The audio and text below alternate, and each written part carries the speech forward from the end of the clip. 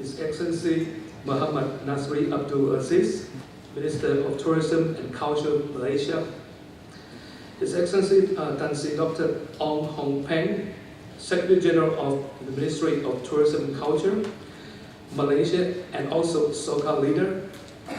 His Excellency Dato' Ghaffar bin Etambi, Deputy Secretary General of Culture, Professor Hidetoshi Nishimura, President of Economic Research Institute for ASEAN and East Asia area.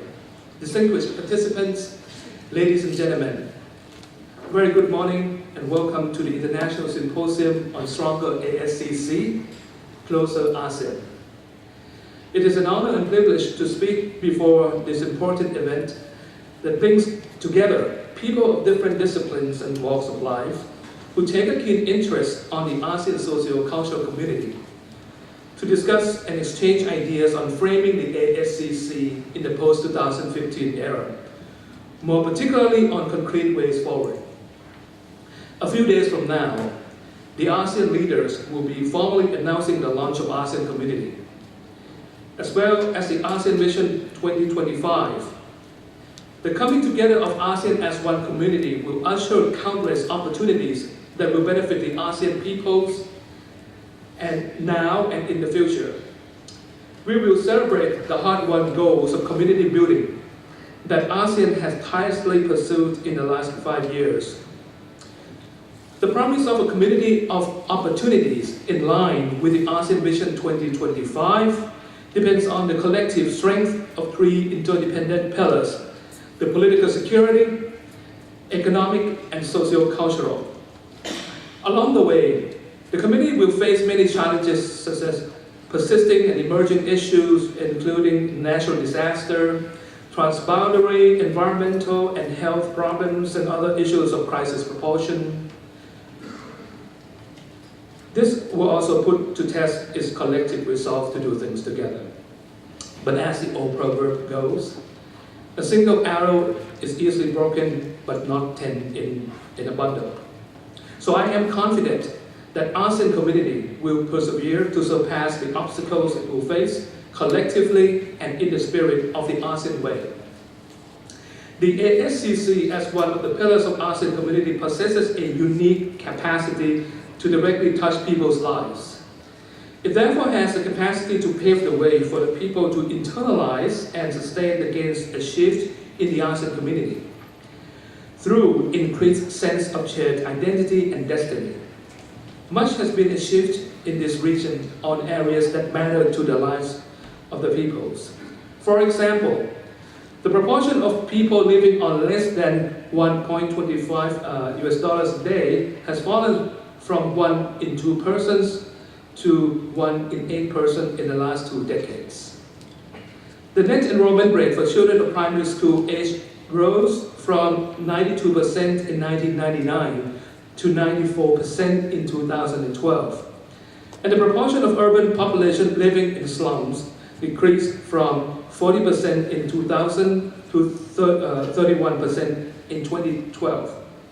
But make no mistake, we still have a long way to go toward enhancing the lives and rights of our populations, particularly the most vulnerable ones.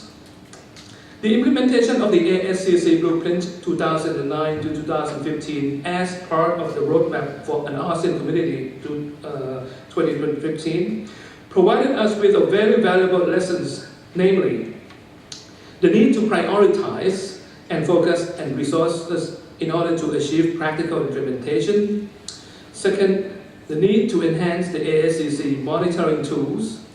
Third, need to calibrate and develop the knowledge management system. Fourth, the need to create a coordinating mechanism and cross-sectoral mechanisms. Fifth, need to develop a resource mobilization strategy. Sixth, the need to strengthen multi-sectoral and multi-stakeholder approaches. Seventh, need to strengthen the communication strategy. And last but not least, number 8, pay special consideration to the CLMV countries. Moving beyond 2015, The review of ASCC blueprints also pointed to the need to closely link the ASCC pillar post-2015 scenario with two main developments, namely the coming into being of the ASEAN community and the United Nations Sustainable Development Goals.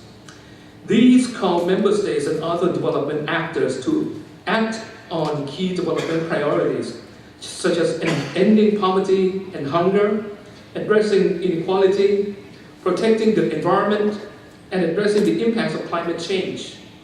The ASCC post-2015 must also stay the course in its commitment in the Bali Concord 3 that called on ASEAN to force common positions on various issues in the global arena, and where ASCC can take leadership role in defining distinctly regional positions and strengthening ASEAN centrality in the areas under its purview. So in the development of the successor ASCC Blueprint 2025, the approach taken was more engaging, inclusive, results-oriented, strategic, and cross-cutting. There have been national consultations with sectoral bodies, civil society organizations, and relevant stakeholders. There was also a consultation at the regional level among sectoral bodies within and outside the ASCC, as well as with relevant partners. The report on framing the ASCC post-2015 prepared by the area was also a useful reference in identifying strategic priorities that the ASCC must consider in the ASCC Blueprint 2025. Ladies and gentlemen, the post-2015 priorities of the ASCC is encapsulated in its Vision 2025 of an ASEAN socio-cultural community that engages and benefits the people and is inclusive, sustainable, resilient, and dynamic. Moving forward, the directions of the post-2015 ASCC will require solid commitment of ASEAN member states and the sustained support of its dialogue and development partners, as well as other relevant stakeholders. The platforms of engagement with stakeholders in ASEAN, while already in existence and providing good avenues for participation, must find ways of being more inclusive. This is so that we can get as much buy-in and support from as wide a constituency in ASEAN as possible in order to achieve very bold aspirations, not only in line with ASEAN Vision 2025, but also in line with the 2030 Sustainable Development Goals. Here, I would like to stress that in order for us ASCC to become stronger and closer, we must muster our resolve to invest in it. Investments must be made in areas that are critical to pursuing inclusive sustainable development, such as human capital development through education, health, human resource development, youth leadership and engagement, women empowerment, and good governance, among others. After all, investing in the future of our human capital will help sustain the engine that powers the future of our community building, including also the ASEAN Economic Community and the ASEAN Political Security Community. The International Symposium focusing on key thematic areas highlights not only the result of the critical analysis of ASCC's achievements, but also the alignment with ASCC Blueprint 2025. Such thematic themes include enhancing ASEAN identity amidst cultural diversity, human resources, industrial relations and competitiveness, inclusive growth and social protection, and strengthening people's engagement with ASEAN.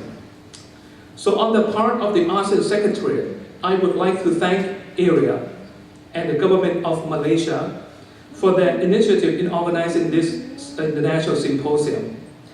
This gathering of great minds will not only provide ways forward for the ASCC for post-2015, but also highlight ASEAN as a people-centered, people-oriented community.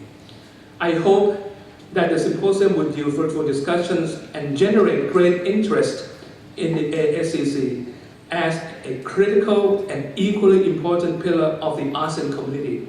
I thank you very much.